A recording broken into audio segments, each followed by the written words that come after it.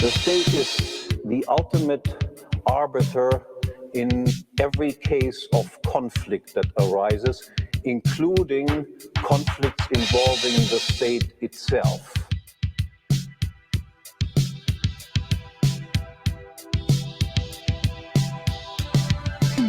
Now, if you hear this type of definition, you immediately realize that this is a very unique type of institution. Just imagine that you get together with some friends and suggest that as a solution of social problems, in every case of conflict that I have with you, I will be the ultimate judge who is right and wrong, including also in cases of conflict that I start with you.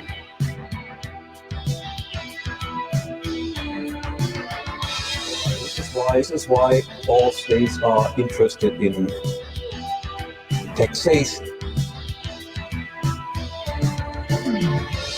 We all know that if we have a conflict with the state that the state has actually caused, it is agents of the state that then decide whether they were right in hitting you on the head or they were not right. And you can predict, of course, what their decision by and large will be. Taxation.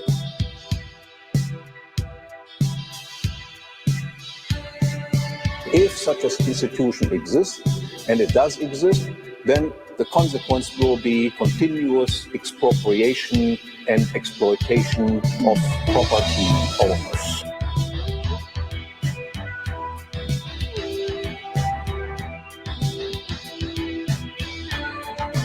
So there is an alternative source of income to the state besides taxes, and that is trying to gain control over the production of money itself.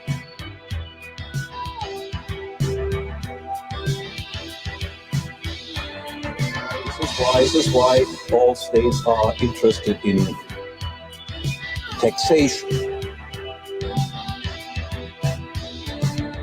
We all know that if we have a conflict with the state that the state has actually caused, it is agents of the state that then decide whether they were right in hitting you on the head or they were not right. And you can predict, of course, what their decision by and large will be.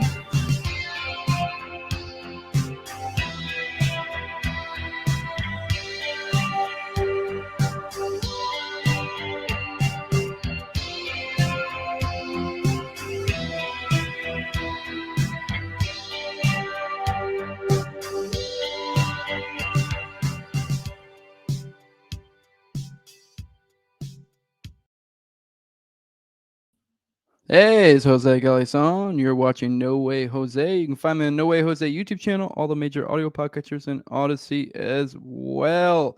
Do you want to give credit again for those intros I'm using for these Hoppe series? That's Romero Synth. That's his YouTube channel. You can go find more of his stuff. Does a lot of other synthwave type stuff. A few other Hoppe ones, which I'm pretty sure I've played pretty much all of them in the series already. But he also has like a cool Concilla one, and I don't know, maybe he'll make some more. So definitely go check out his stuff. Let him know I sent you. Today, I mean, you heard Hoppe. Today, my guest is Toad. I would assume you know this by now if you're popping in because it's part 11. It'd be kind of weird if you're hopping in this point, but whatever. If you are, we're ready to have you. This is, I do want to let you guys know the deal. If you're watching this on the 24th, then you are watching a live stream. And it is behind the paywall. This is for my patrons only, but it goes up roughly a week or so later. So whenever I end up putting this up. So if you're watching at that point, obviously it's not behind the paywall. You know that. But if you want to be able to get those paywall type stuff, patreon.com/NoWayJose2020. I do pretty much almost all my content like that, except for the rare occasions and the Four Pony Boys. The Four Pony Boys series, those will be live streams pretty much always. But just about anything else will be, barring, so I don't know, some current event thing or something, it'll be paywalled. So if you want that, the lowest level is $2 though. So it's pretty cheap, but if you don't want to do that, it's cool. Just wait for it to come out. The highest level is $20. $20 are my sponsors. My sponsors are Mikkel Thorpe of the Expat Money Show. If you want to get the hell out of Dodge, he's your guy. They also have Jeremy, who's an Etsy shop at etsy.com/shop/raising-liberty. You can follow him on Twitter at Jeremy Rhymes. Also, I have Toad, my guest for today. My guest for all of these. He is my co-host, or one of my co-hosts on Tower Gang. If you guys haven't seen yet, we just had Clint and TopLobsta. Just was on Timcast recently. I'm actually going on February 8th. So depending on this drops, it should probably come out beforehand. I think I'll probably drop this before that. There's no reason why I wouldn't. So yeah, if you're seeing this when it's public, or if you're watching behind the paywall, keep an eye out for that. Also, just to let you guys know, February 9th, Reed Coverdale right behind me. Me and my buddy will be there at the same time. It'd be cool. We'll go hang out. It'll be a fun time. Cold and Toad, I'm sure they'll probably hop on later. They said they are planning on doing so, but they don't have a date yet. So I don't know. We'll see. I also have Toad can give his ads later, so there's no reason to do all that today. Then I also have Zach Overacker at ZOVERACK Zoverak. You can follow on Twitter. Yeah. Also, TopLobsta.com. Use Jose at checkout for 10% off. I think I'm trying to get him to make me a shirt for my Timcast one, so keep an eye out for that. That'll probably be in the No Way Jose collection on there. Whenever that comes out, it should be a good one. I'll let you know more when we get closer to it or after the fact. But yeah, definitely go check out his stuff. He's got a lot of good merch. Got my merch, got other shows' merch, got stuff that's not show related. Definitely go check him out. Use Jose at checkout for 10% off. With that, let's go ahead and get Toad in here and get the fuck into it. What's up, dude? Hell yeah. What's going on? Hell yeah, man. Just got back from vacation. Ready and raring to go. You missed out on a couple, I think, one or two Tower Gangs. So I'm ready to get back into it for sure. It might have just been one, I think. I don't know. It may have been one. It felt way too long. It felt like too many. I had a fun time, but yeah, I got sick there at the end. It was a bitch. So but I'm over it now. But yeah, I had a fun time on vacation. It was I missed my boys though. I missed my boys. Yeah. All right. So, oh man. Yeah. What's I up? look pale as hell in this lighting. This is ridiculous. Yeah, I don't know what happened. Maybe if it's the internet connection or what, but all of a sudden you got blurry. Maybe I got blurry. It's hard to tell whose connection got slow. Could have been mine. I don't know. Could be both. I can check. Both. I don't know. I mean, if you're looking blurry to yourself and I'm not, then it's probably is your No, I thought it was just a lighting thing. Yeah. Well, all right, man. You ready to get into this? We're on chapter 6 on socialism and desocialization. Yeah, is that where we're at? Yeah, that's where we're at. Page 121 for those who want to follow along. 121. Yep. All right. Let's fucking do it. Hell yeah. Wealth can be brought into existence or increased in 3 and only 3 ways: by perceiving certain nature-given things as scarce and actively bringing them into one's possession before anyone else has done so. Homesteading. By the way, this is just standard libertarian, property theory that we'll be going through here. But a lot of people don't even know it. So this might be new for some of you guys. But by producing goods with the help of one's labor and such previously appropriated resources, or by acquiring a good through voluntary contractual transfer from a previous appropriator or producer.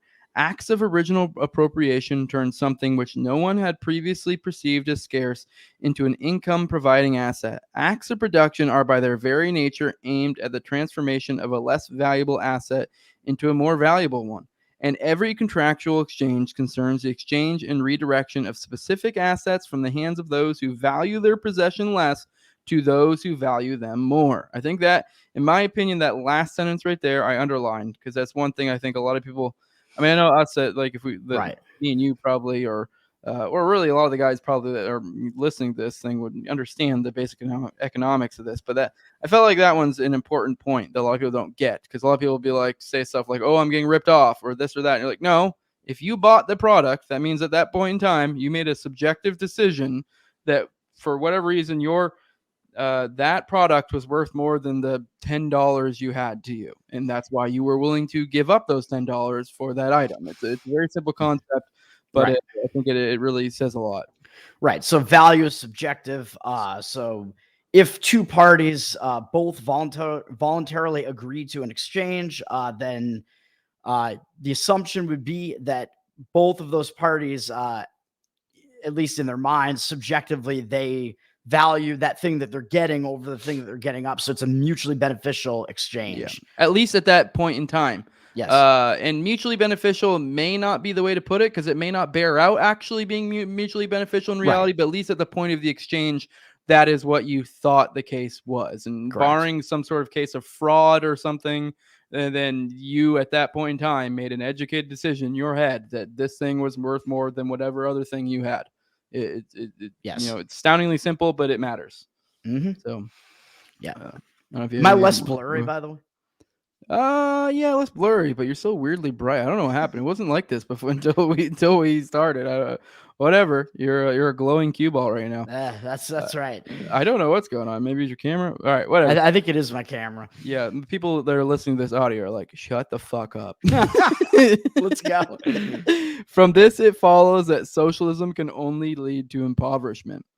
First of all, under socialism, ownership of productive assets is assigned to a collective of individuals regardless of each member's prior action or inaction relative to the owned assets. In effect, socialist ownership favors the non-homesteader, the non-producer, and the non-contractor, and disadvantages homesteaders, producers, and contractors. Accordingly, there will be less original appropriation of natural resources whose scarcity is realized. There will be less production of new and less upkeep of old factors of production, and there will be less contracting, for all of these activities involve costs. Under a regime of collective ownership, the cost of performing them is raised, and that of not performing them is lowered. Do you have any thoughts on that one?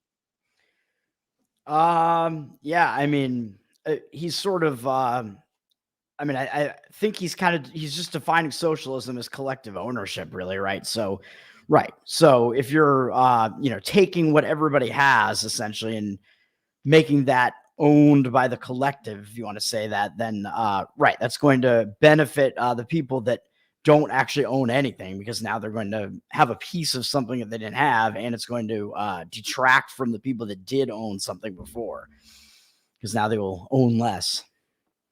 Yep, pretty standard stuff. Yeah, and he'll get into more of what that means in later paragraphs. Because I mean, obviously, any socialist probably would be spurging right now, and but he's not really getting into as much of the specific reasons. You'll understand more going forward if you don't already. All right. Second, since means of production cannot be sold under socialism, no market prices for factors of production exist. Without such prices, cost accounting is impossible. Inputs cannot be compared with outputs, and it is impossible to decide if their usage for a given purpose is worthwhile or leads to the squandering of scarce resources in the pursuit of projects with relatively little or no importance for consumers. Because he is not permitted to take offers from private individuals who might see an alternative way of using a given means of production. The socialist caretaker of capitalist goods does not know what his foregone opportunities are. Hence, permanent misallocations of production factors must ensue. I had a thought. I mean, if you have anything, you can go now. Yeah, I mean, he's talking about the socialist calculation problem, wherein, right, you remove the ability to actually have the market be creating prices for goods at that point. So you actually, you can't really. I don't even know what the what the phrase I'm looking for is. I'm losing my mind too. But yeah. I mean, I think a good way to maybe put it is because the line I made a point of earlier, the idea of like, what was it? I mean, I'll see if I can find the specific line. It says every concerns exchange and redirection of specific assets from the hands of those who value possession less to those who value them more. Now, if you're talking about individuals, now that's easy. That's super easy. If me and you are interacting and we have some sort of exchange, it's easy for me to make a decision. Is this thing worth more to this than me, and vice versa, or what have you? Now, if you get a group involved, because the idea being is now this is a group thing. So now there's some sort of group that has to be like, we want this thing and we're willing to give this up. Now it has to become a collective decision or a group decision. Obviously, this gets in the weeds of, well, how do we even, determine what the group wants?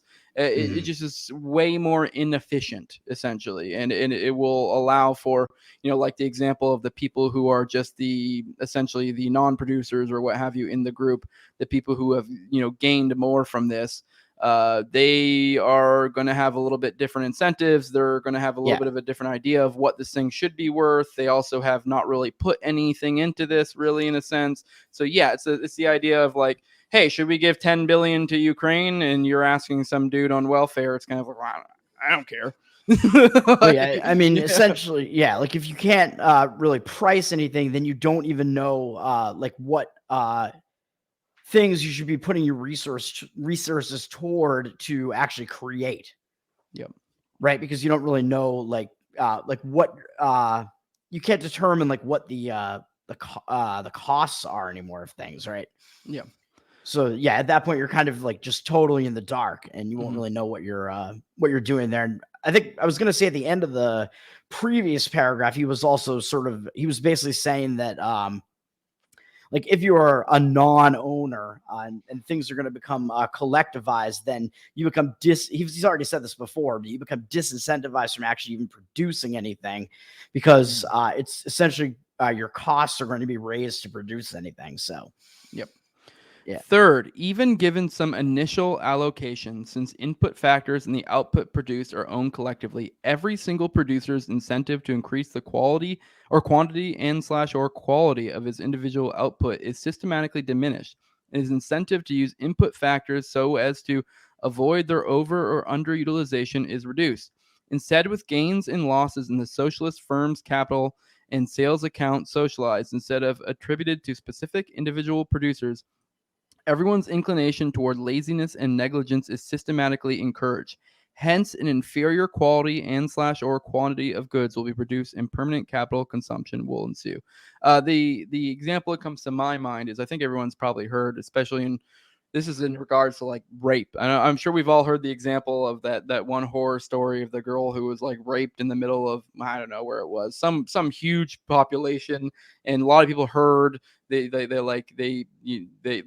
were looked out their windows, were kind of like, what is this? I don't remember the specific example. Someone probably out there knows, but the idea being is no one called the cops, no one did anything, and this is in a very high population area. And I guess this is actually kind of a semi-common phenomenon, that when there are more people and there is essentially an action that needs to be taken, like only one specific action needs to be taken, what happens in a group is a lot of times it diffuses the responsibility to where the idea is like, well, like, I don't know, I'm sure someone else will do it.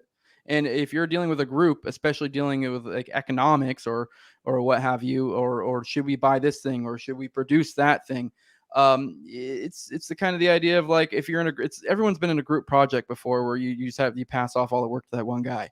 Like, I'm sure you were that guy, Toad. I just get that idea. But like, yeah, so because it's like, well, I mean, I don't need to do this. Someone else will do it. And it's almost in human nature. You can't help it. So, if you get it down to more individual and actually people have something to be gained from doing something, or, it makes it more likely that it actually gets done in an efficient manner. Right. And he is also saying that because you can't like price anything anymore, you're going to be misallocating like your resources, and it's going to lead to sort of a permanent consumption of those resources because you're not getting it right. Yeah. All right. Fourth, under a regime of private property, the person who owns a resource can determine independently of others what to do with it. If he wants to increase his wealth and/or rise in social status, he can only do so by better serving the most urgent wants of voluntary consumers through the use he makes of his property. With collectively owned factors of production, collective decision-making mechanisms are required. Every decision as to what, how, and for whom to produce, how much to pay or charge, and whom to promote or demote is a political affair. Any disagreement must be settled by superimposing one person's will on another's view, and this invariably creates winners and losers. Hence, if one wants to climb the ladder under socialism, one must resort to one's political talents. It is not the ability to initiate, to work, and to respond to the needs of consumers that assures success. Rather, it is by means of persuasion, demagoguery, and intrigue through promises, bribes, and threats that one rises to the top. Needless to say, this politicization of society implied by any system of collective ownership contributes even more to impoverishment. Yeah. So, I mean, again, he's sort of hammering on, sort of the calculation problem. But what was I thinking like 2 sentences ago? I mean, this is like a group dynamic thing that we were kind of touching Yeah, on yeah. earlier. So, This is a thought that I had as well right. when I was thinking about this earlier. That this very idea right here, the Right. idea that if you're in a group, as opposed to just one person being like, let's do this thing. Now you have to convince the group. Right. And so that brings in a whole different set of talents, which, don't get me wrong, that's a good talent to have, to be able to learn to be able to convince groups to, pursue certain endeavors. But it's, if you're trying to be efficient, it's also like the person who's able to encourage people to do certain endeavors isn't always going to be the guy. He may have a different set of skills. He may not be the same guy who is also skilled at determining what actually is the correct course of action. He's just good at ginning up groups or what have you, Yeah. So. And he's sort of he's kind of talking about the issue with central planning here as well, because now you don't have like individual actors all with their preferences being taken into account in the market, so you kind of know like what is actually being demanded and stuff, and instead it relies on this like collective, and you can't really get it right because like the whole group of people are not all going to want the same things. Yep. All right, man. On to you. All right. The manifest bankruptcy of socialism all across Eastern Europe since the late 1980s, after some 70 years of social experimentation, provides a sad illustration of the validity of economic theory. What does the theory that long ago predicted this result as inevitable now imply regarding how Eastern Europe can rise most quickly from the ruins of socialism? Since the ultimate cause of its economic misery is the collective ownership of factors of production, the solution and key to a prosperous future is privatization. Yet, how should socialized property be privatized? All right, this is this chapter is actually kind of interesting. I feel like the title is a little bit misleading because it says on socialism and desocialization, and you Right. guys can see, because I mean I've been trying to read these ahead of time. I did read this one ahead of time. This one is literally laying out how essentially the praxis, in a sense, that you would employ to most effectively bring these to a free I don't know, a free market or whatever you want to call it. These corrupted systems. And it's interesting because we're about to go into like Eastern Europe, and then he says in the late 1980s, that specific one, kind of around like peak USSR type thing. Well, maybe not peak. I don't know if that'd be peak, but you know what I mean. Essentially socialist type shit. And he will then go into later, like other places that are under different systems. I think I want to say it's actually the United States and it's kind of interesting how he applies different methods to fix it. And it's just an interesting thought experiment, because obviously, like, I don't know if you'd ever actually be able to get anyone to go along with these on some sort of. I don't even know if Hoppe is even saying that. I think it's just more of a thought experiment, because anyone who knows Hoppe's prescribed praxis, he's not saying, "Hey, yeah, let's get the whole nation together and we'll just do this and we'll fix everything." Like, no, like Right. he very much is a localism type guy. He doesn't think that'll actually work. So I don't think he's actually prescribing this, but he's saying, like, if we were going to fix it, if say somehow we could do a magic wand, and what Right. actions would we need to do to be able to like rectify what's currently going on.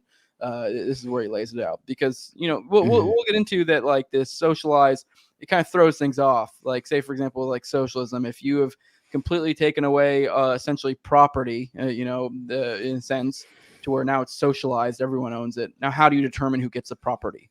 What is Exactly. this, a mad dash for homesteading? Like, what do we do? Like, and he'll break it down here. It's kind of interesting, but so Right. this is a weird one. Yeah. Right. So yeah, and in that one, he's basically just saying, yeah, like we have basically observed that these socialist nations of Eastern Europe, like, all collapsed essentially due to that economic system, and now the question is, like, what can they do? Like, we actually know that the answer is that everything should be privatized. But like in the real world here, what are we about to do here now that we have all this property that has been socialized? Yeah, like, what do we do with that property? Yeah, like, what's the most fair and effective way to get this to a privatized society of some sort? Because because it is weird. Like, what do you do when theoretically the entire nation owns everything?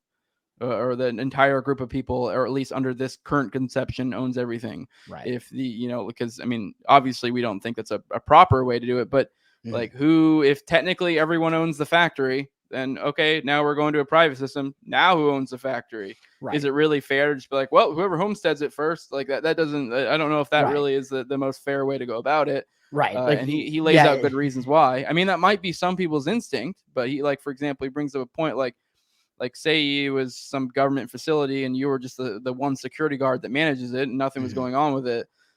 Is it fair for, we're going to private society. Oh, it's mine now. Right. Like, no, this was a guy who was working for the state and Right. he kind of had this unfair advantage, due to his, leeching off of you. And now just got this property just like that because you turned into like a homestead situation. And pretty sure Hoppe is not going to say that we should now treat all of that property as just being unowned, so that all of it is just homesteadable. And I'm pretty sure he's also not going to say that it should just be divided up equally amongst everybody. I don't think he's going to say either of those things. No. All right, let's keep going. An elementary yet fundamental moral observation must precede the answer to this question. Since socialism cannot arise without the expropriation of assets originally created and owned by individual homesteaders, producers, and or contractors, all socialist property, ill-begotten from the very start, should be forfeited. No government, even if freely elected, can be considered the owner of any socialist property. For a criminal's heir, even if himself innocent, does not become the legitimate owner of illegitimately acquired assets. Because of his personal innocence, he remains exempt from prosecution, but all of his inherited gains, inherited in quotes, must immediately revert to the original victims, and their repossession of socialist property must take place without their being required to pay anything. In fact, to charge a victimized population a price for the reacquisition of what was originally its own would itself be a crime and would forever take away any innocence that a government previously might have had. Yeah, I do want to bring up, this is probably a good time to bring up something, I don't know, I guess, because I feel like a lot of people might hear that, especially if you aren't super familiar with that, like libertarian economic theory or whatever. Like, you may think, well, that just doesn't seem fair. Like, because say, for example, if my dad stole property and then gave it to me and I didn't even know it, and then years later come to find out the rightful owner is like, yo, what the hell? Like, what do you do there? And according to our systems of beliefs, you would say, well, it needs to go back to the rightful owner. And that doesn't mean me, the person who got the property from my father, did anything wrong. It's just the way it is. And I think a good example of this is be something like reparations, because that's essentially kind of what that is. In theory, we're technically not against reparations. Now, if we're talking about something like slavery, you get in the weeds, it's because like it's the idea of that, like, you need to actually prove that. You can't just collectively be like, oh, anyone with a dark skin tone gets reparations.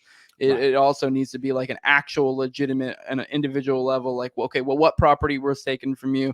Who has it now? And when you're talking about something that happened hundreds of years ago, it gets borderline impossible to be able to litigate. And so you need to prove that like chain of ownership. Yeah. Yes. So, and that's essentially what this is saying is like, just because these people have the assets, whether they're innocent or not, does not mean that they get to then keep it. So, and that's fair. I know it seems unfair in certain ways sometimes, because you're like, well, I didn't do anything wrong. You're like, okay, but it's not yours. So, well, I mean, I don't know. Yeah, because like, say, if you boil it down to more of like an individual problem, like hypothetical here, like say some guy like stole your wallet and then he gave your wallet to some other guy. Like, should that guy be expected to be able to keep that wallet? No, but I think I know a lot of people would think it's just a confusing thing that a lot of people don't think about. Yeah, like it's the good example is the FTX stuff. Like a lot of that stuff. Essentially, a lot of those people basically got their money stolen, and that money went to like is particularly like Democratic Party type stuff. And I believe they actually straight up said, yeah, we're not giving the money back. And it's like, that is a travesty. Like, that's how that's supposed to work. Like, you're supposed to do that. Like, everyone's heard of like, they'll be like, if you buy a gun from someone, you got to make sure it's not stolen because, and the reason why is not just because, I mean, to some extent, I think the government has gone nuts with like stuff like that to be able to like, do gun law type stuff to be able to justify it. But that actually is because it's not your property. It's somebody else's. It's not actually because, like if you buy a stolen gun, that doesn't mean you're like, well, I bought it fair and square, so it's mine now. Like, no, if someone's able to prove that was stolen from them and somehow end up in your possession, it's rightfully theirs. So right. So he's saying, yeah, like it's probably not justifiable to punish that person, whereas it probably is justifiable to somehow punish the person who did actually steal it. But yeah, of course, in any case, it is just to allow the person whose property was taken to reacquire that property. Yeah, and I've heard some, I don't remember who, but I don't know if I necessarily agree, but I've heard people make cases that, you know, if in that case, the person who ended up with the property may be entitled to some sort of recompense by the person who stole it or something like that, because you are kind of wasting people's time. I don't know the specifics of that. I feel like I've heard somebody argue that before. I'm not saying you'd be entitled to a lot, but I mean, you mean like from the person who stole it? You mean potentially, like if yeah, they like if they were misled and they didn't know that it was yeah. I mean, yeah, because I mean, obviously they at the very least they're entitled to their money back. Like, you know, so I don't know if they'd be entitled to anything more. I mean, that depends. You kind of get into the weeds when you get into the specifics of stuff like that. I mean, a lot of our different. Even the people, the good Austrians, a lot of them differ a little bit on minutia like that. But you know, point being is, you know, it's not yours. But all right, let's keep going. Yeah, I mean, the other thing that he made me think of here is when a government has already like seized that property from you, but then they're also making you pay for its usage. Like that is what they're doing now with like a whole bunch of things like public transportation. Like, oh, you have to pay for a ticket for this thing that you're already being taxed to fund. You know what I mean? It's so that, yeah, what he's mentioning there, just it happens all the time in a system of government. And of course, yeah, what he's going to be, what he's alluding to here that he's probably going to be talking about is that, hey, if we have a way of taking this property that the government has confiscated and somehow giving it back to the people that have, like, you know, maybe the best claim to it, like the people that can sort of almost maybe not necessarily prove, but maybe the people that have been stolen from by them the most, that maybe that might be the just solution here. All right. More specifically, all original property titles should be recognized immediately, regardless of who presently owns them. Insofar as the claims of original private owners or their heirs clash with those of the current assets users, the former should override the latter. Only if a current user can prove that an original owner heir's claim is illegitimate, that the title to the property in question had initially been acquired by coercive or fraudulent means, should a user's claim prevail, and should he be recognized as the legitimate owner. All right, let me skim that again. Yeah. So, if you have any thoughts on that one, it's kind of making it sound like if it is a socialized asset, that it's essentially if you're someone who uses it, you have a stronger claim to it of some sort. So I know that sounds a little bit commie to like our kind, but you got to take into account the current situation. Well, no, I think he's saying that if you have proof of original ownership, that you have the best claim to that thing. The next best claim to that, I think this is what he's saying. The next best claim to that thing would be like the person who's currently maintaining that, and that they would actually take precedence over the person who's saying they originally had a claim to it if their original claim to it was like fraudulent in some way, like maybe it was confiscated and given to them. Yeah.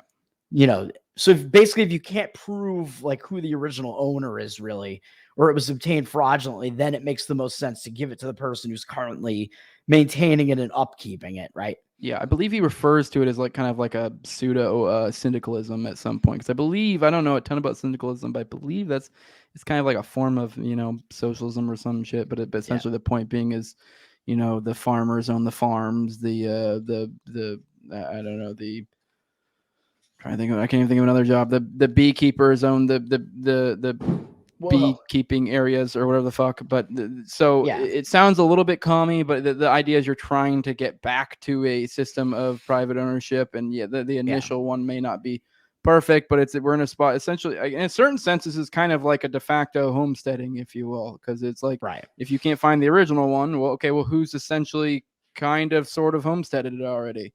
So, you know, or sort of like, you know, like I don't know. I'm thinking of like public schools right now. Like if that would be sort of an example, like the Oh, people he who are gets into that. He gets yeah, into that. I forget what he says about that, but I think he's Yeah. about to actually get into that right now. But Yep. yeah, like Alright. should it go to the people that are currently like running that Yeah. school? Like, yeah. Yeah. I don't remember exactly what he said. Oh, yeah, I think he is about to see. I'm reading it. All right. Regarding socialist property that is not reclaimed in this way, syndicalist ideas should be implemented. Oh, I think maybe I jumped ahead of myself a little bit.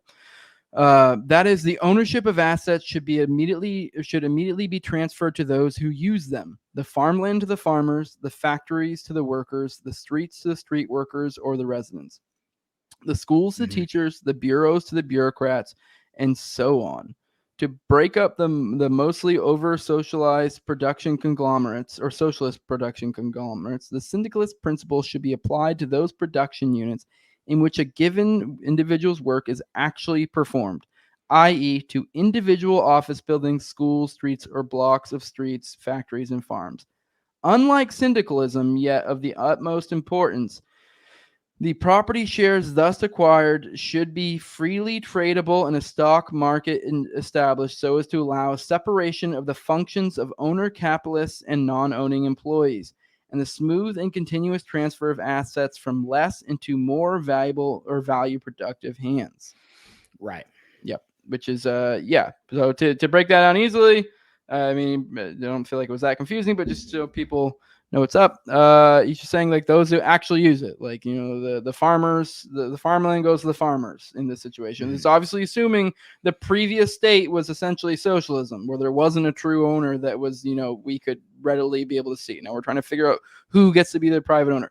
And now obviously then people like me and you would think, well, okay, well, the farmland to the farmers, okay, what? Yeah, and he's saying the factories to the workers. You're like, Yeah. wait, is he commie now? Yeah, exactly. But then you think like, okay, what do you mean? Like, there's going to be, say, there's 100 farmers in this one farm. Like, what, they get to all own it?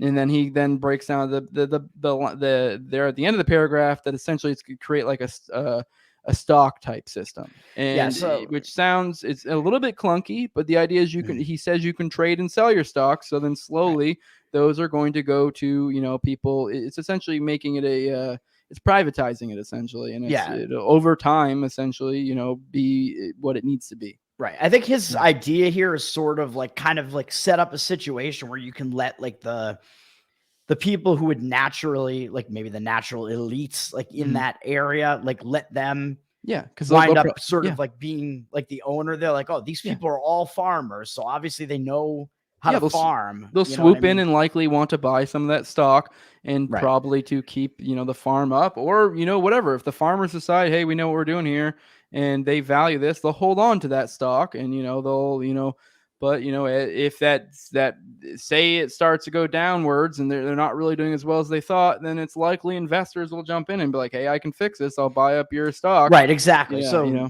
so you're creating that stock markets, and now you have like that incentive for like people that like know how to actually like own businesses and run businesses, like have them kind of come in and take over there. And then you sort of have, he's basically talking about like allowing the reallocation of like the labor resources to take place essentially, and have people go to like where they're best suited.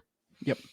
Two problems are connected with this privatization strategy. First, what is to be done in the case of newly erected structures, which according to the proposed scheme would be owned by their current productive users, built on land that is to revert to a different original owner?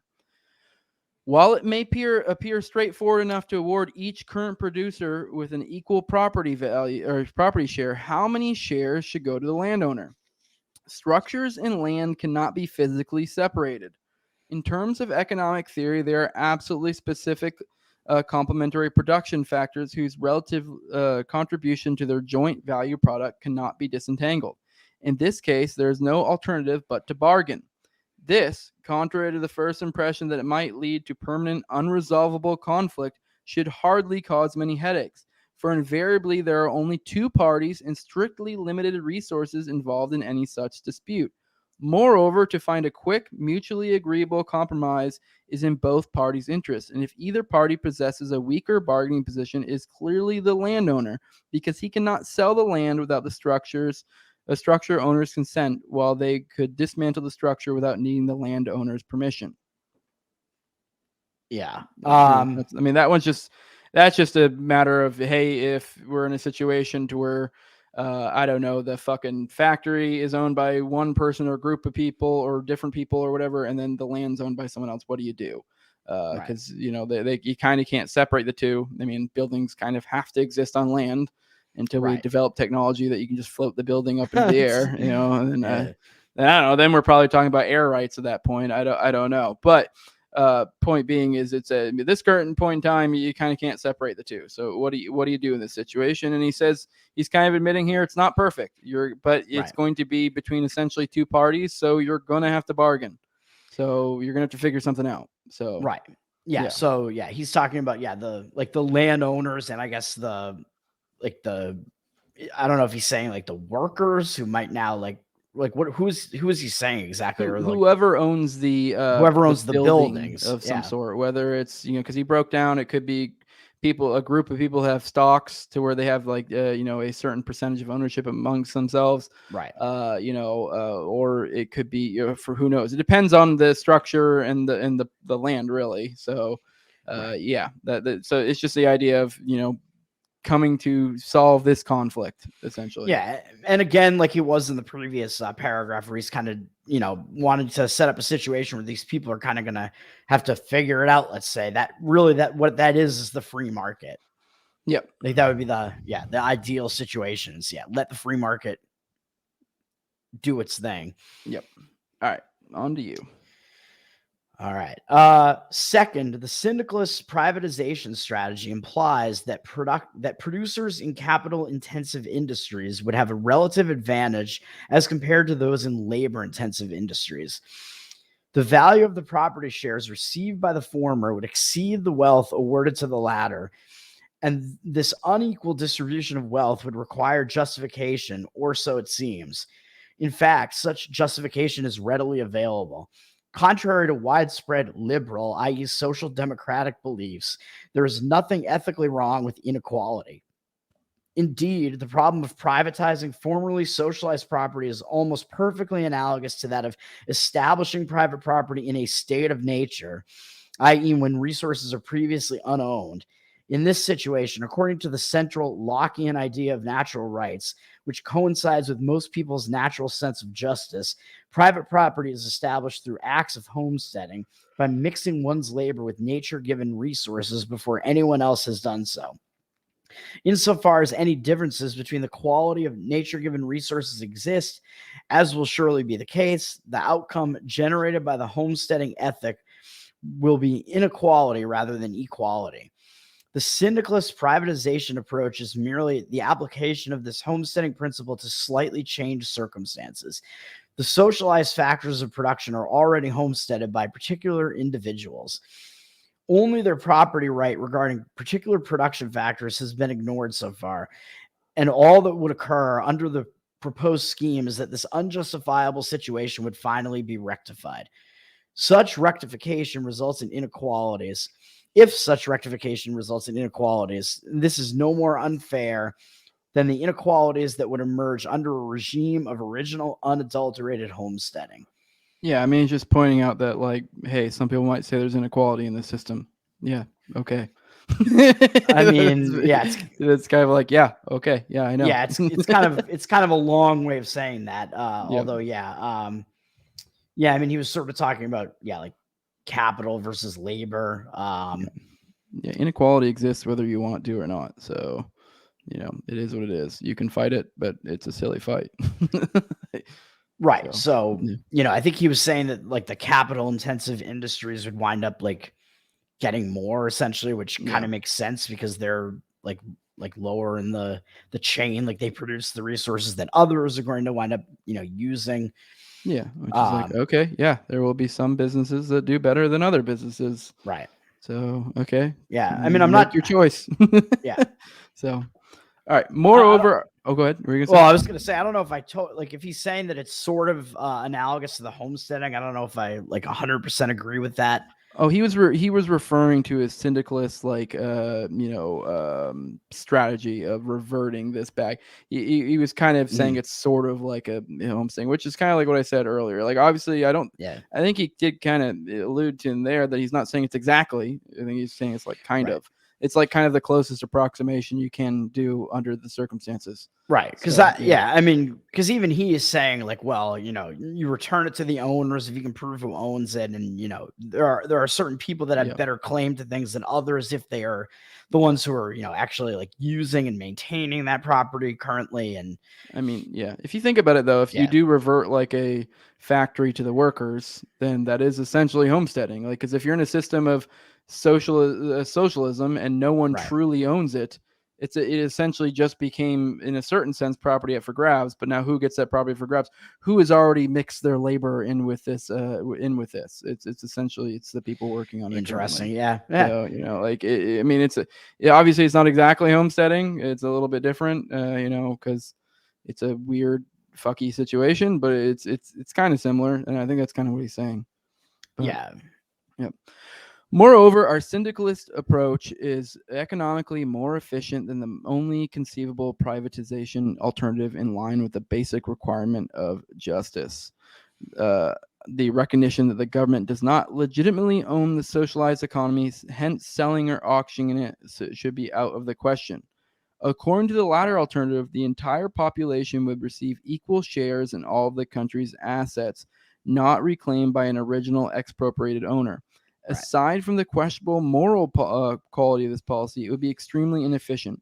For one thing, in order for such countrywide distributed shares to become tradable property titles, they must specify to which particular resource they refer. Therefore, to implement this proposal, first, a complete inventory of all of the country's assets will be required, or at least an inventory of all its distinctly separable production units. Second, even if such an inventory were finally assembled, the owners would consist by and large of individuals who knew next to nothing about the assets they owned. In contrast, under the non-egalitarian syndicalist privatization scheme, no inventory is necessary. Furthermore, initial ownership comes to rest exclusively with individuals who, because of their productive involvement with the assets owned by them, are by and large best informed to make a first realistic appraisal of such assets.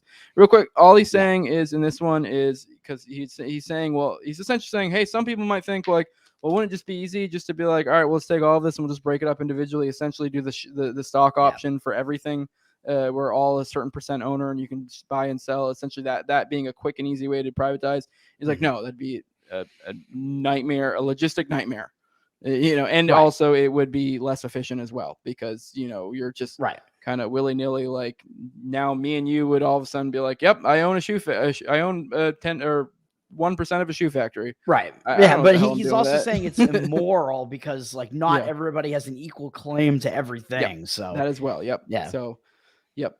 And again, like that's like pretty much like that would be like communizing things again, basically. So it doesn't make sense in any way. It would be a weird communist privatization sort of scheme because essentially he's saying like if we broke it down and you did the stock thing, so it would essentially becoming privatized in an unfair way. I don't know if I necessarily call it commie because then you could still buy and sell your shares and such. And in a sense, eventually that would revert to a good running system. It just not as good as the system that he's offering with his whole syndicalist type thing. As opposed to just an even sweep across the board, everyone gets this percentage, stock shares or whatever, So, because I mean, theoretically that work, it'd be in a certain sense, but it'd be a nightmare. At least for a little while until things even out. But it would pretty much be the worst way to do it.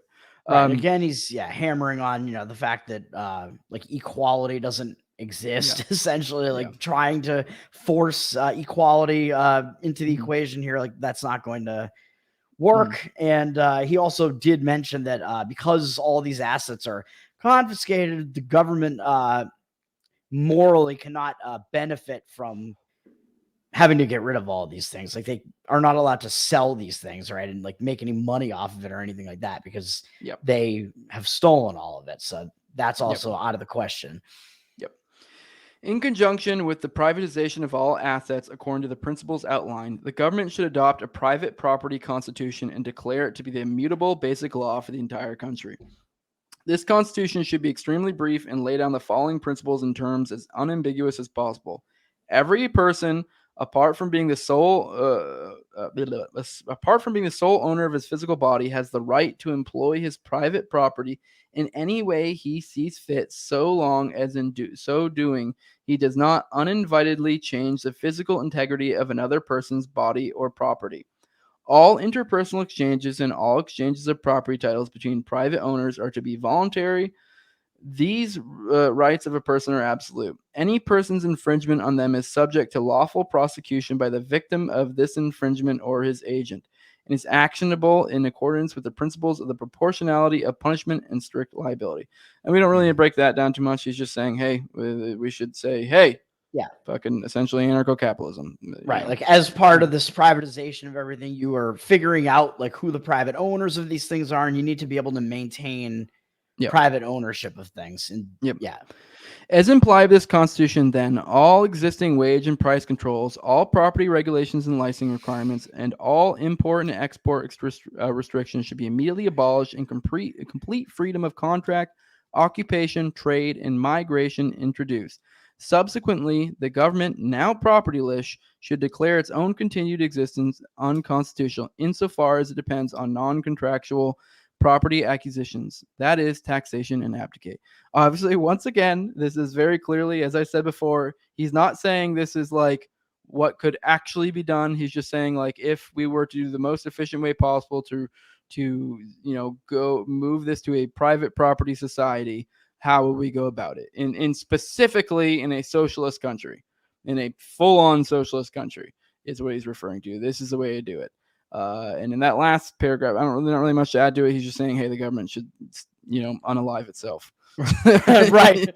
Basically, like I don't think it's realistic that they will actually do that, but maybe in a situation where they have like this, where they've lost everything, like they pretty much are just gone at that point. So all right. Part 3: the result of this complete abolition of socialism and the establishment of a pure private property society and anarchy of private property owners regulated exclusively by private property law would be the quickest way to economic recovery for Eastern Europe. From the outset, by and large, the population would be amazingly rich. For although the economies of Eastern Europe are in shambles, the countries are not destroyed. Real estate values are high.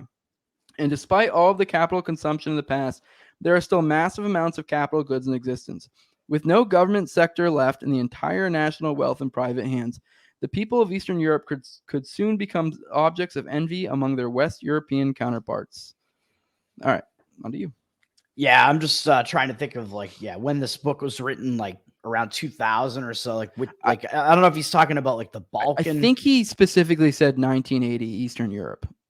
Okay. So he might be talking about, so maybe still like kind of that area, like Romania, like some of those countries that were formerly communist. I think he was like, or maybe he might just be talking about the former Soviet states. I think that's kind of like Soviet, maybe some of the other communist type stuff. So he's talking about a full-on commie type place. So there's not like a that's the context of this. Yeah, which like Romania was, and still like a lot of those like Balkan states, like Yugoslavia basically was, and that broke up, and all the the Soviet Union, obviously. Kind of like a lot of that kind of happened around the same time. All right.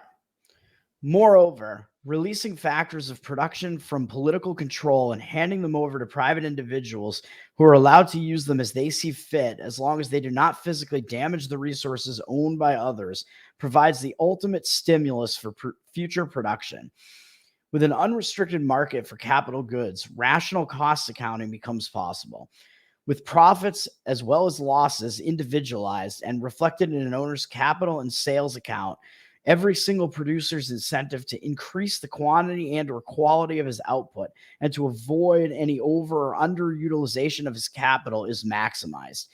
In particular, the constitutional provision that only the physical integrity of property, not property values, be protected guarantees that every owner will undertake the greatest value productive efforts to promote favorable changes in property values and to prevent and counter any unfavorable ones as might result from another person's actions regarding his property.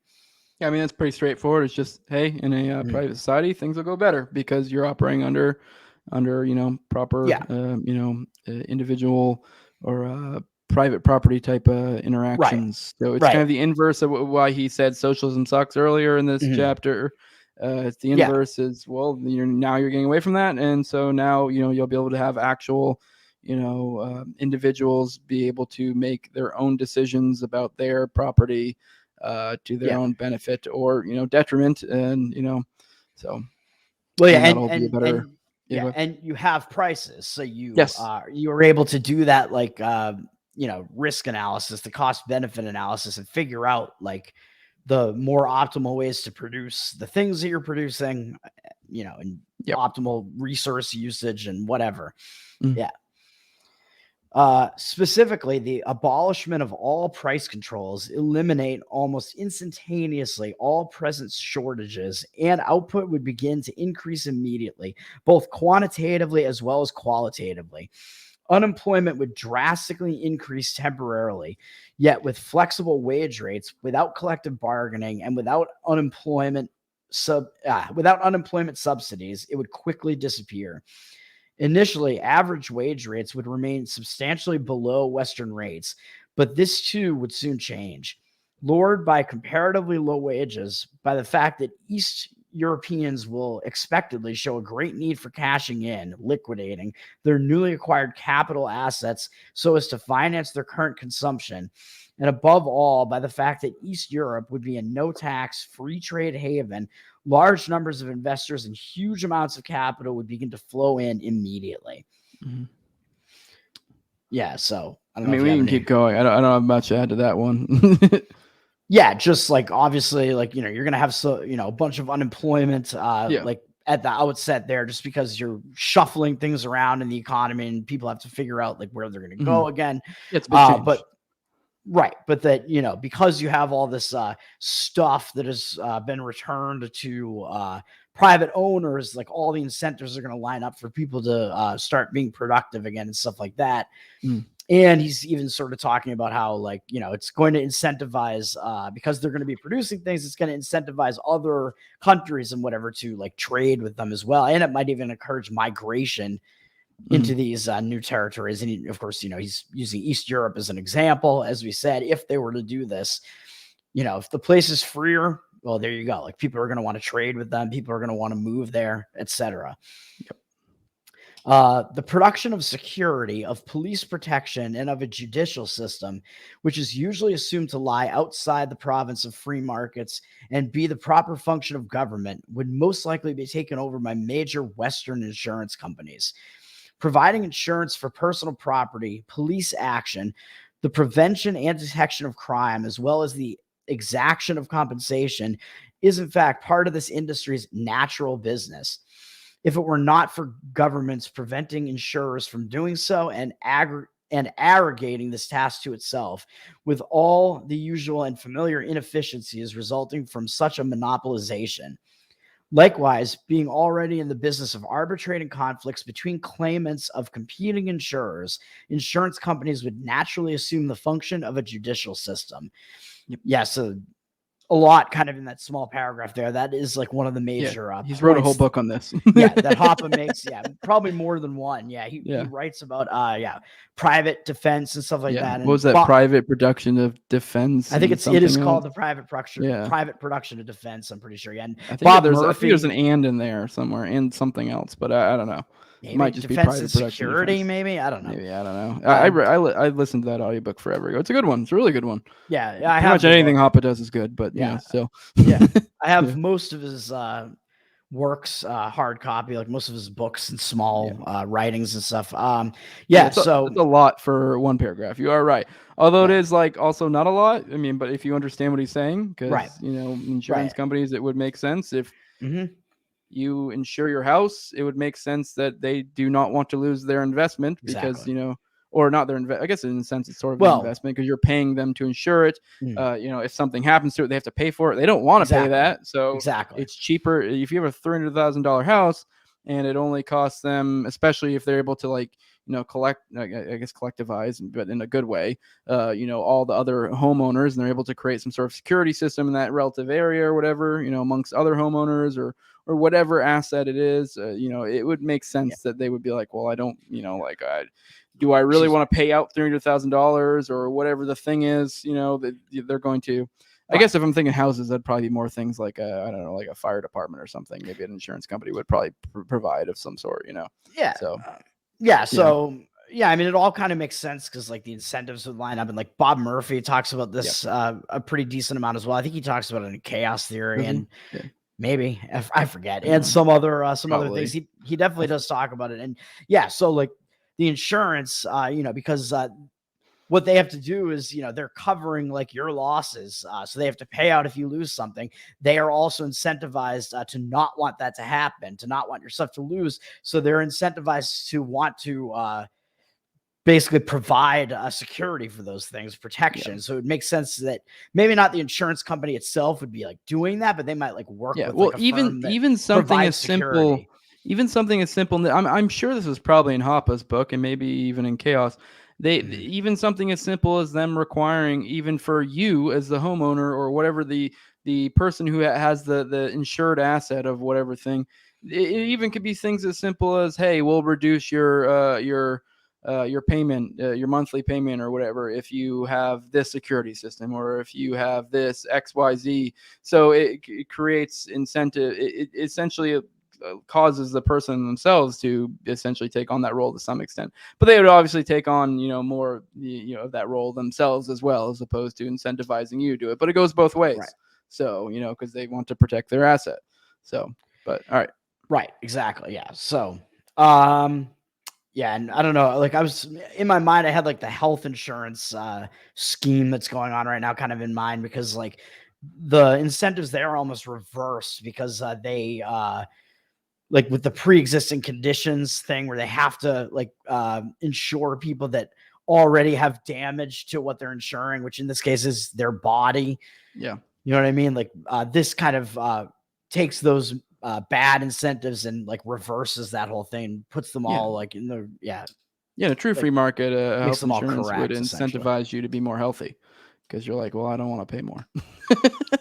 So because they're gonna definitely raise my premium if I'm a fat lard. So I mean, it sucks, but don't be a fat lard. So it's like, for the same reason that a home insurance is not going to want to insure your house that's currently on fire. It's kind of the same thing. All right. Yet more important than the entrance of big business, such as insurance companies, into the field of security production would be the influx of large numbers of small entrepreneurs, in particular from Western Europe. Facing a heavy tax burden in the welfare states of Western Europe, as well as being stifled there by countless regulations, licensing requirements, labor protection laws, mandated working and shop opening hours, an unregulated private property economy in Eastern Europe would be an almost irresistible attraction. Soon, the large-scale influx of entrepreneurial talent and capital would begin to raise real wage rates, stimulate internal savings, and lead to a rapidly accelerating process of capital accumulation. Rather than leaving the East, migration would quickly take place in the opposite direction, with increasing numbers of Western Europeans abandoning welfare socialism for the unlimited opportunities offered in the East. Finally, faced with increasing losses of productive individuals, which would put even more pressure on their welfare budgets, the power elites of Western Europe would be forced to begin desocializing Western Europe as well. So that's pretty cool. So kind of what I was already saying, where, if the Eastern European countries were to do this and have free markets, they would be incentivizing a lot of people and businesses to leave the more socialist countries for those countries. And then, it's sort of like what we talked about with the decentralization thing, where you have smaller states that are kind of competing with each other. And then it would actually force the socialist states to have to compete more and, possibly eliminate some of their socialist policies in order to do that. And in order to have businesses stay there and people stay there. Yeah. Yeah. That was something we were talking about in the secession chapter. Yeah. That was a good one. Yep. All right, postscript on privatization and welfare states. This is kind of how I was saying earlier, how it'll be. Well, he was specifically talking about socialism here, and I guess you could. I mean, yeah, it's funny because Hoppe would actually make the case these states are socialist as well, but he's meaning more in like a different degree, like like a full-on socialism in the other degree. And, but all right, and a ton of footnotes in this chapter, and then this page is all a footnote. It has one sentence on it, like you said. Not even a sentence. The sentence doesn't finish. It's 2 lines, and then the sentence continues into the next page. That's how much. That's how much footnotes are on this. We're not reading the footnotes, folks. We'll be here forever. Yeah. Plus, that'd be boring as hell. I've read them. Yeah. While it should be clear from the foregoing considerations why, from a moral as well as an economic point of view, the Western welfare states require as thorough a reform as the former socialist countries of Eastern Europe, it is important to note that the method of privatization must be different in both cases. The syndicalist privatization strategy proposed for formerly socialist countries applied, as will be recalled, only in such cases where no identifiable previously expropriated private owner or heir of socialized factors of production existed. If such an owner heir could be identified, then he should be again installed as private owner. If and only if no such owner heir existed, could it be considered just to install the current and/or past users of socialized production factors as their private owners, because they and only they have been an objectifiable, intersubjectively ascertainable tie to these resources. Only they of all people have de facto homesteaded the factors of production in question. Thus, only their ownership claim can be said to have any real objective foundation. I mean, I'm trying to figure out exactly what you're saying there, because I hadn't made that like if he's making a differentiation there between the dissolved sort of socialist states of Eastern Europe and Western Europe, if they were to start privatizing their government confiscated assets. It sounds like he's actually just kind of restating the previous in that paragraph what he was talking about previously. He's just restating it because I don't know why it would really be different. It's worded weirdly because he is just saying in he's saying that essentially the syndicalist privatization strategy proposed for blah blah blah blah only in these cases. Essentially, what he's saying is he's breaking it down again. He's just reframing the previous strategy before then going on to state the next one is what he's doing. So that way, it's kind of a refresher. It's weirdly worded and it's confusing. I remember when I read this earlier. I think last week I had to reread it because it took me a second to fucking soak it in. It's weird. Yeah. All right. By the same token, it would be without any real foundation whatsoever and thus utterly indefensible from a moral point of view. Oh, I remember why. Because he's talking about welfare states and or government ownership and stuff in general. So that's what he's getting at. And we kind of touched on this earlier. The idea of if it's like a government, if it's like a some someone who worked for the government, whatever. I think he didn't really go into that so much in a socialist site in this socialist scenario because theoretically everyone's a government worker in that situation.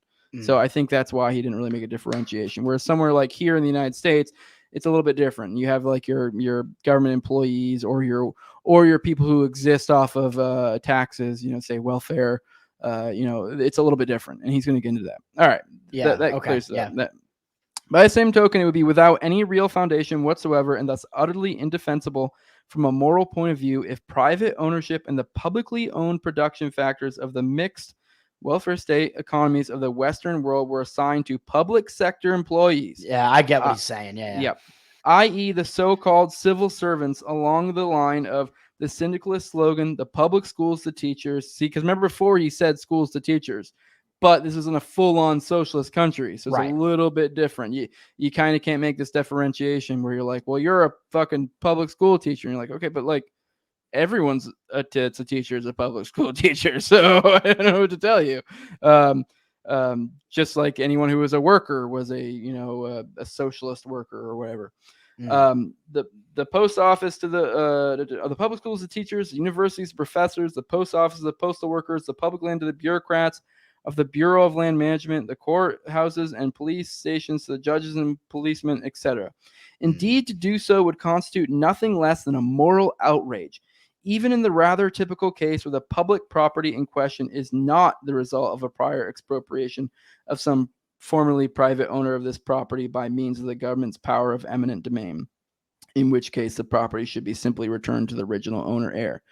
Even in this case, all public property is still the result of some form of expropriation. And although the proper identification of the victims of this expropriation is more difficult than in the clear-cut case of eminent domain, it is by no means impossible. In any case, it is obvious that civil servants are typically not among the victims. Hence, they of all people have the least well-founded claim to private ownership of this property. And this is the key point that he's getting at, is why the specific syndicalist strategy he put out before does not work as well. There's almost like a caveat, and we get a little bit more left, and we'll get into it. And that reason being is because you have distinct public sector employees in places like this, and then also private employees in somewhere like the United States. So that's why I was sort of like questioning it, because like you also have to take into account that these, especially in a system like the United States, you have like all of these government employees, like they're being paid with money that is stolen from you. Yes. So it's like, are they actually the ones that have like the best claim to like some of this property? Well, probably not. Yeah.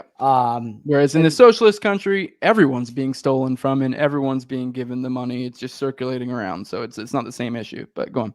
Right. All right. You want to take the last page? And if you have any more comments, you can add it. It's fine.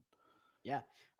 Publicly owned buildings and structures were all financed by taxes, and as far as undeveloped public land is concerned, it is the result of a public, i.e. tax-funded and enforced policy prohibiting the private appropriation and development of nature and natural resources.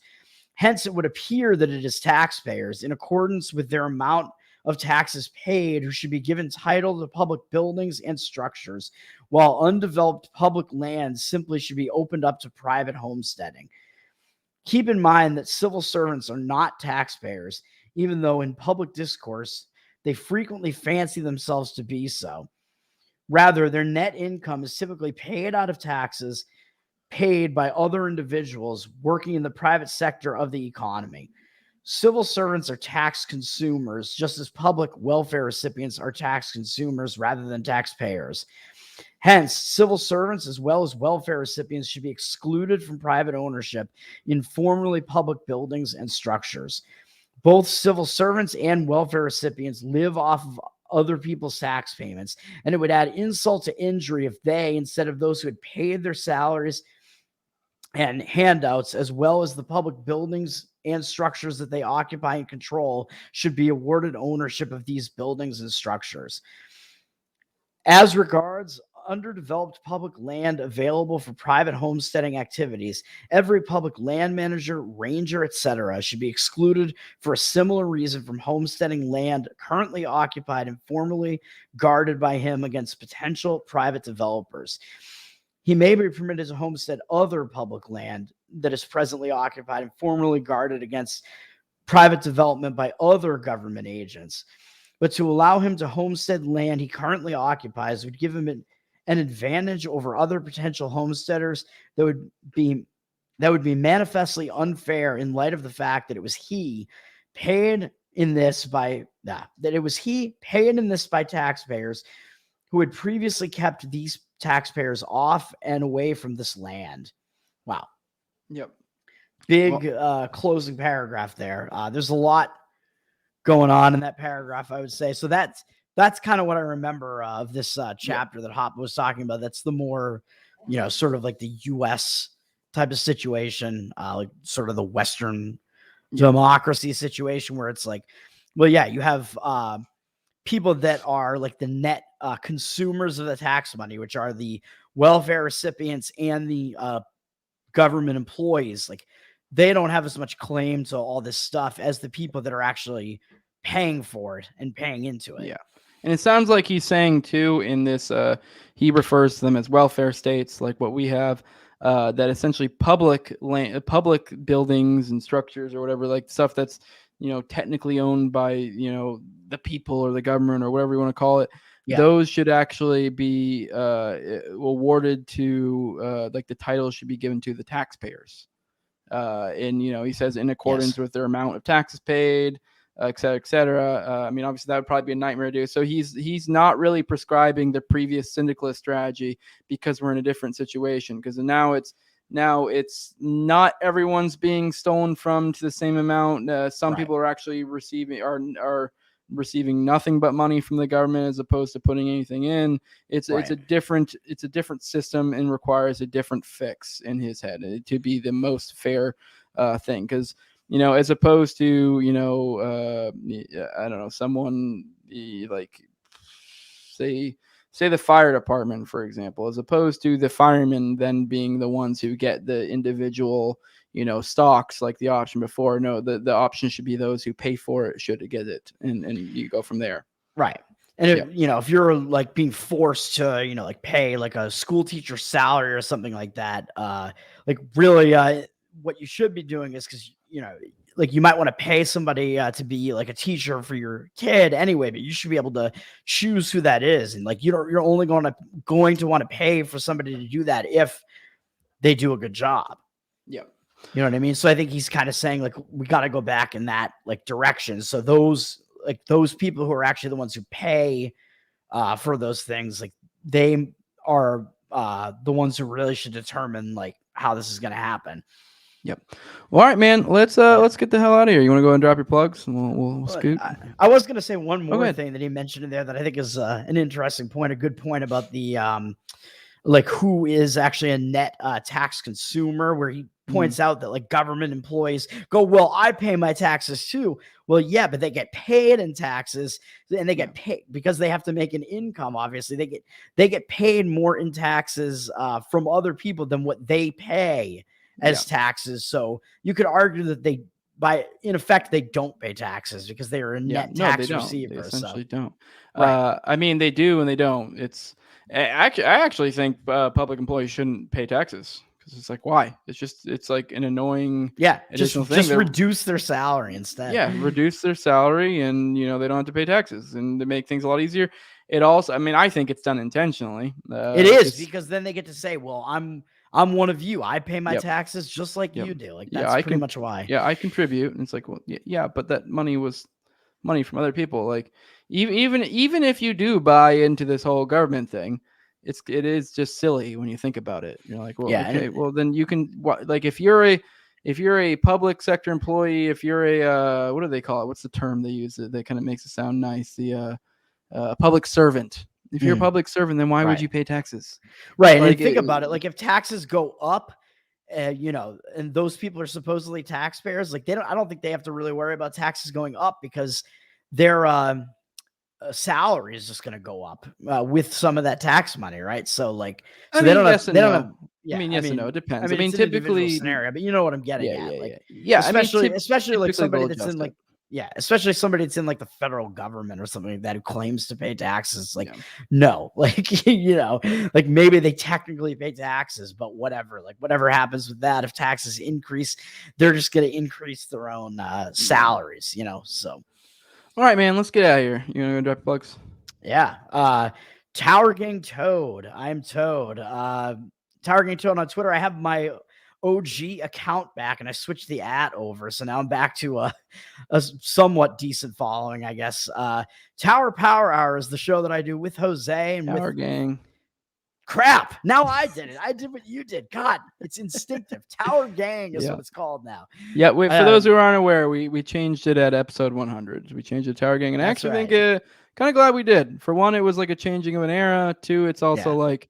And I have the shirt on this time too. God damn it. Yeah. Like for example, like I don't know, it's better branding. For example, like when Clinton Top went on Timcast, it said on the banner, it said Clinton Top of Tower Gang. Whereas like if it was like that would have been a nightmare if it was like Clinton top of tower power hour. Like it just would be, it's a clusterfuck. So, but I don't know, whatever. That's neither here nor there. It bores people. You have any other? I was just gonna mention, all of that. Yeah, so Tower Gang, it's a show that both of Jose and I are two of the many hosts of that. We do it with Fat Dave, aka Cole, and as you just mentioned, Clint from Liberty Lockdown, TopLobsta, and sometimes Reed Coverdale, and we are the most offensive podcast on the planet. We are every Wednesday night at 9:11 p.m. Eastern. We'll be on tomorrow night with another new episode, and we are making the runs through Timcast right now. And Clint and TopLobsta went on last week, so if you haven't checked that out, you can go find that episode.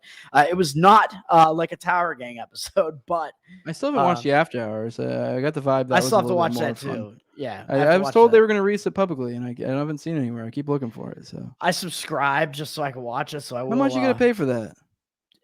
Minimum is 10 a month. Ah, fuck! I don't want to pay $10 for that. Yeah, all right, so I did it. Yeah, just so I'm doing it for the duration. Hey, Tyler of the Tower Yankee, Gang. I know you're a patron, and I know you've done this with other shows before. Go rip that from there. Yeah. Oh, Jose, are you saying that IP doesn't exist? Yeah, I no. don't So go. You guys can go check out the Timcast episode they did, and Jose and Reed Coverdale are both going to be on it in the next couple of weeks. February 8th and February 9th. I'm the 8th. Reed is the 9th. I believe on the 7th, I believe is Isabel Riley. So that'll be what we'll be following up. So that might be a decent. Well, you guys might get to hang out with her, and then you get to show her up on the show. So there you go. I mean, you never know. It really is just as we saw with Clinton and Top, it really is just you're at the mercy of what comes up. I mean, I have some plans in mind to try to redirect things where I want them to go, and I have some schemes, but it's also like that may fall through. So it may just be whatever the hell the news cycle is. Who knows? Yeah. So Timcast, at least so far, it's gone kind of the more like serious route, but we're getting our faces out there, getting the name out there, and go subscribe to the Tower Gang Patreon, patreon.com/TowerGangPod. All right, and I'm Jose. This is No Way Jose. You can find me on YouTube, all the major audio podcatchers, Odyssey as well. If you want to follow me on social media, I'm at Tower Gang Jose on Twitter. I know my at changed recently. It's the same one. I didn't get nuked again. I just changed it for branding purposes because Senor Jose 2020 was just too much. And I also didn't want to use Tower Gang before because I was worried I'd get nuked, but I just felt like I was safe, but I didn't feel so safe to go full on like No Way Jose or Jose Galison. So I just went Tower Gang Jose, and I'm still there. I'm sure I'll get nuked eventually. We'll see. I don't know. If you want to support me, patreon.com, No Way Jose 2020, like, share, subscribe, comment, all that good stuff. Appreciate everyone who watches this. Please show out for the Timcast, support us, let them know you like that they're bringing us on. Tell Cassandra she's doing a good job of booking, all that good stuff. Oh yeah. And with that, we are out. Peace.